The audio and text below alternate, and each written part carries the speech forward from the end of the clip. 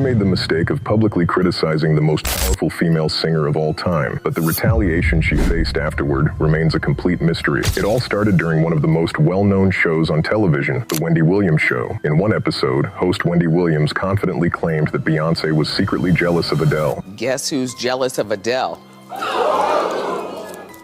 Beyoncé.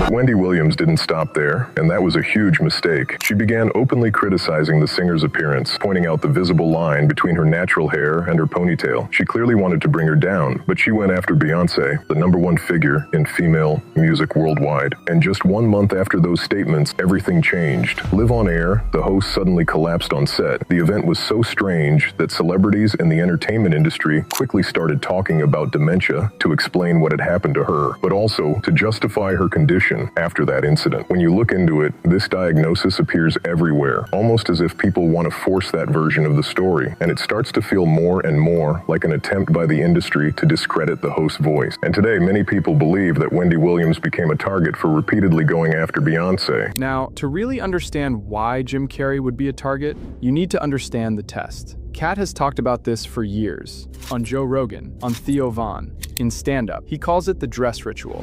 The pattern, specifically with successful black male entertainers, is this. At some point, you get asked to wear a dress on camera. Not as a costume, as a test. A way of the industry saying, will you do what we say? Are you ours now? And you look at the names and it becomes hard to call it coincidence. Martin Lawrence in Big Mama's House. Eddie Murphy in Norbit. Tyler Perry, who built his entire career on the Medea character. Kevin Hart in multiple films. Flip Wilson, Jamie Foxx, on and on.